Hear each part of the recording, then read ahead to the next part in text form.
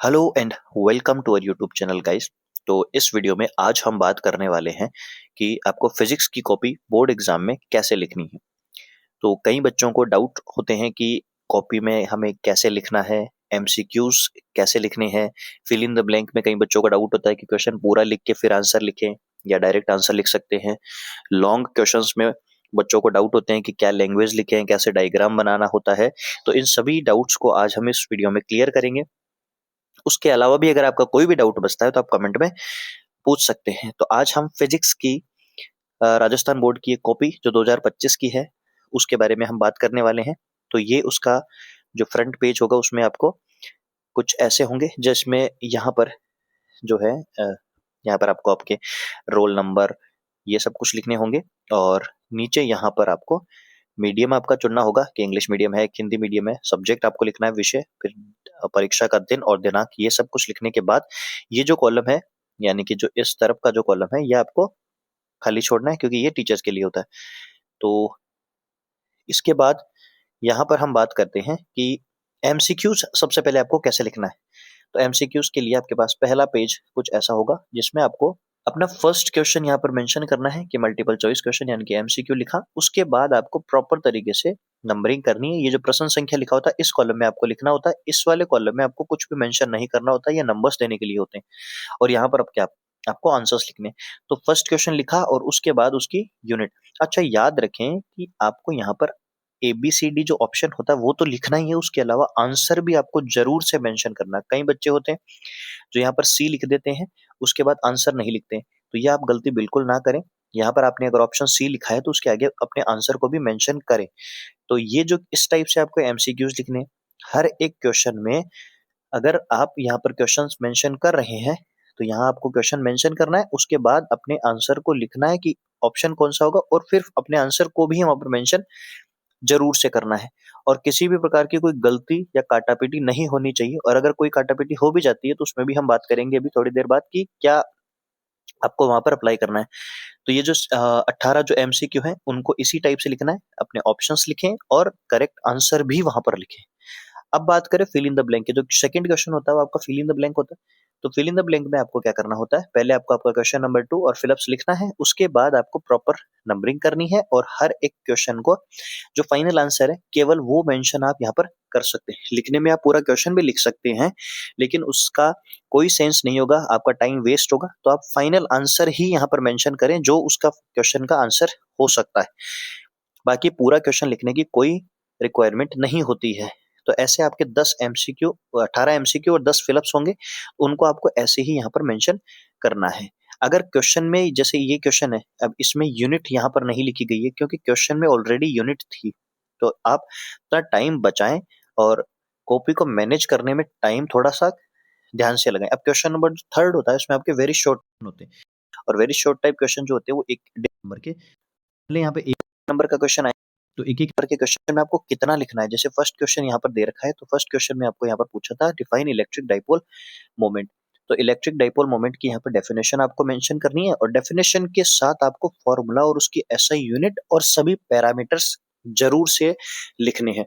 जैसे अगर dipole moment की जो डेफिनेशन होती है वो यहाँ पर लिख दी, उसके बाद इसका फॉर्मूला लिख दिया, उसकी यूनिट लिख दी, और यहाँ पर आपको जरूर से ये मेंशन करना है कि ये जो पैरामीटर्स हैं ये क्या है, पी क्यू और 2A होते क्या है। तो ये आपको जरूर से मेंशन करना है। अब क्वेश्चन नंबर 2 है तो ये न्यूमेरिकल था। न्यूमेरिकल में आपको क्या ध्यान रखना है, जो भी आपके पास डायग्राम दे रखा है पहले वो डायग्राम बनाना है। डायग्राम के बाद आपको जो जैसे ये दोनों पैरेलल में है तो इन दोनों को पैरेलल में मेंशन कर दिया, इसका फॉर्मूला लिख दिया। फॉर्मूले को अगर आप पेंसिल या पेन से ऐसे डिब्बे में बंद करेंगे, बॉक्स बनाएंगे, तो और भी बेहतर होगा। फिर उसके बाद जो अगली स्टेप है उसमें आपको कंटिन्यू आपके फॉर्मूलों के हिसाब से आपको ये सब कुछ मेंशन। अब कई बच्चों की आदत होती है कि ये जो लेफ्ट साइड वाली ये जो वैल्यू होती है इसको मेंशन नहीं करते।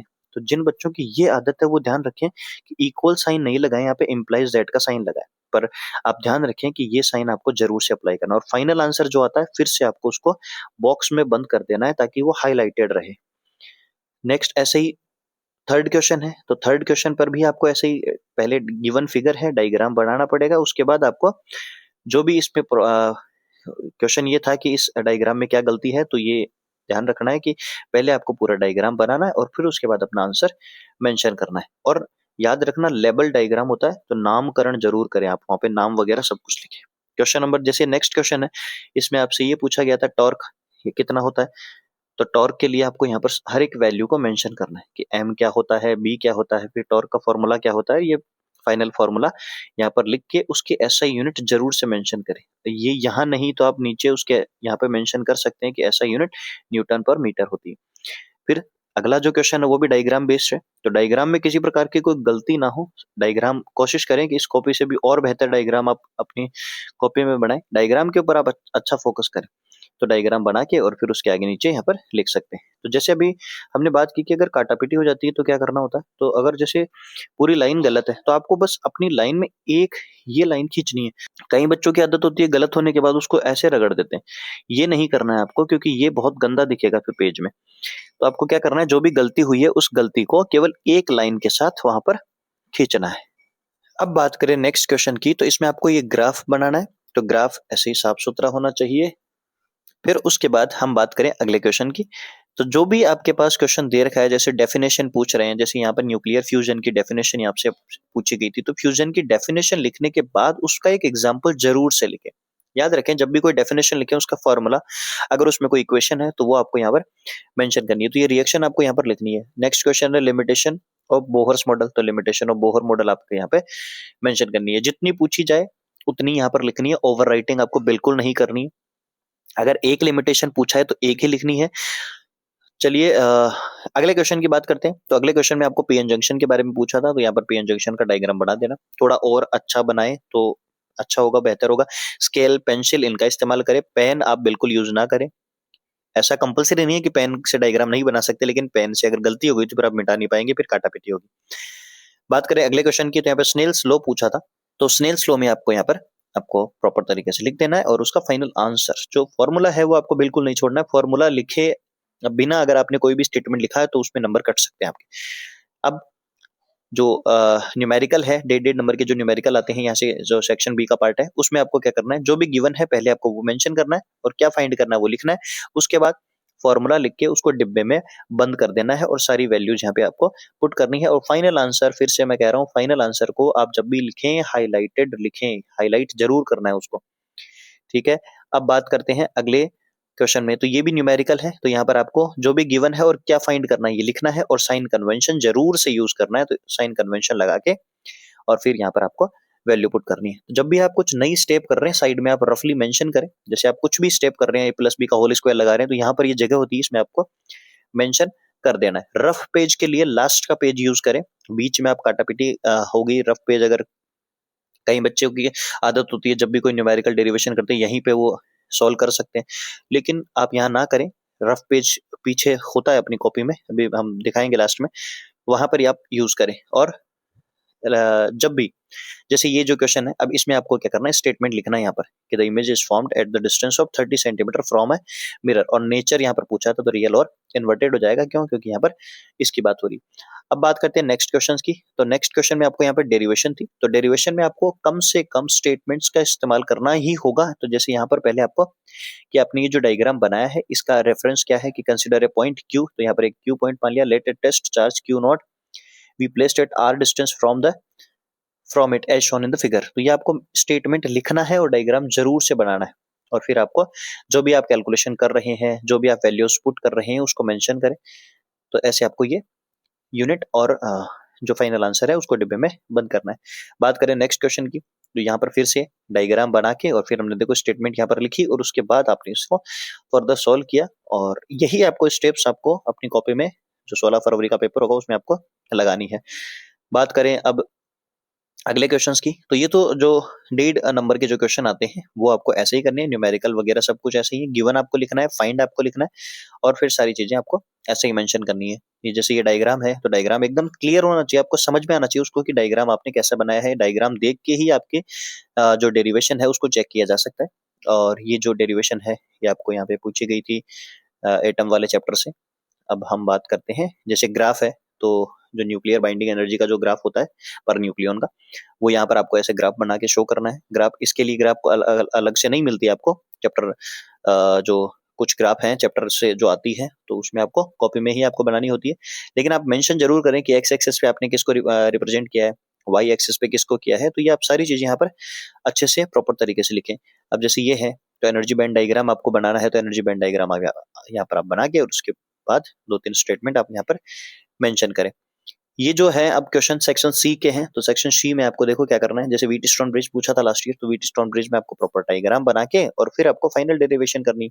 अब इसमें कोई स्टेटमेंट की रिक्वायरमेंट ऐसी खासा रिक्वायरमेंट नहीं है, लेकिन फिर भी आप अगर आप लिखें कि 4 रेजिस्टेंस हमने कनेक्ट किए हैं और बीच में गैल्वेनोमीटर लगाया जिससे एक बैटरी कनेक्टेड है, तो थोड़ा सा और इम्पैक्ट होगा और 3 नंबर में आपको अच्छा रहेगा, क्योंकि एटलीस्ट आपको 3 नंबर में 1 से 1.5 पेज तक की डेरिवेशन या क्वेश्चन को सॉल्व करना होता है।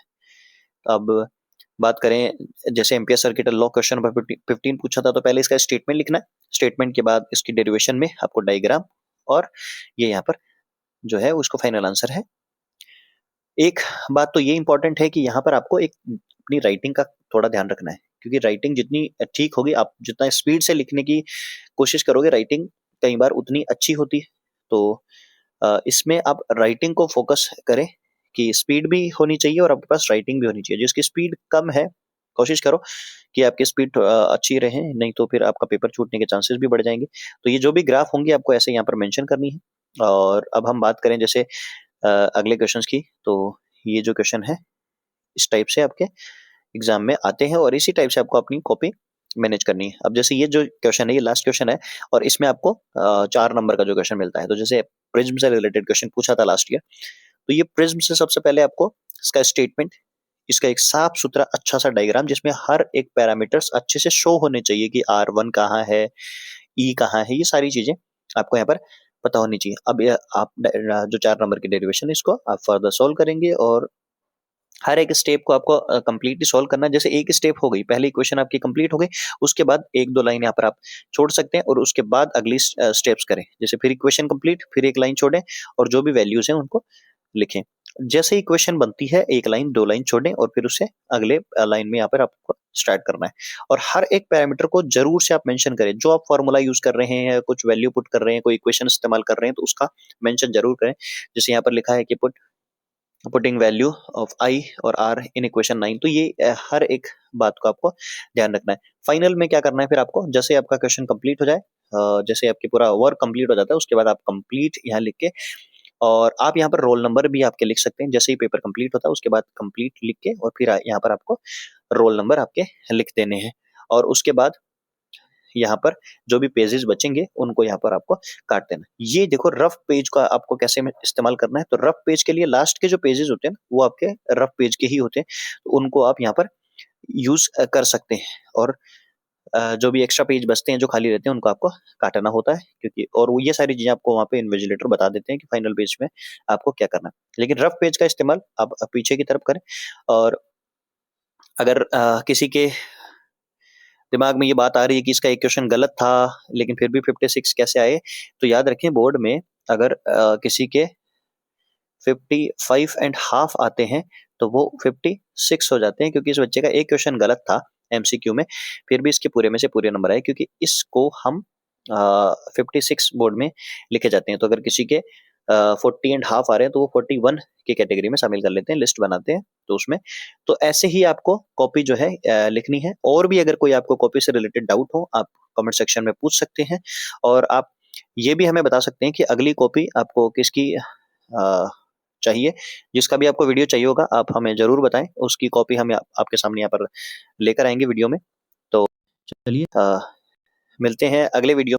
अच्छा, एक इम्पोर्टेंट है कि अगर यहाँ तक पहुंचे हैं, फिजिक्स के जितने भी इंपॉर्टेंट क्वेश्चन है उनकी सबकी इंपॉर्टेंट क्वेश्चंस की जो शीट है हमने अपलोड कर रखी है वीडियोस के माध्यम से, तो वीडियो आप वो देख सकते हैं, लिंक आपको डिस्क्रिप्शन में मिल जाएगा। पूरी प्लेलिस्ट है 14 चैप्टर की।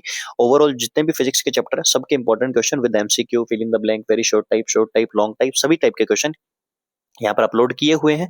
इवन सेक्शन डी के जो 2 क्वेश्चन आते हैं चैप्टर 4 और चैप्टर 9 के, उनके भी इंपॉर्टेंट क्वेश्चन यहाँ पर अपलोड किए हुए हैं, और मैथमेटिक्स के भी क्वेश्चंस चल रहे हैं। तो आप वीडियो को लाइक करके अपने दोस्तों के साथ शेयर करें और चैनल को सब्सक्राइब करें, और हर एक जो चैप्टर है, हर एक सब्जेक्ट है, उसके इंपॉर्टेंट क्वेश्चंस का अपडेट आप तक पहुंचता रहेगा। चलिए मिलते हैं अगले वीडियो में, तब तक के लिए गुड बाय।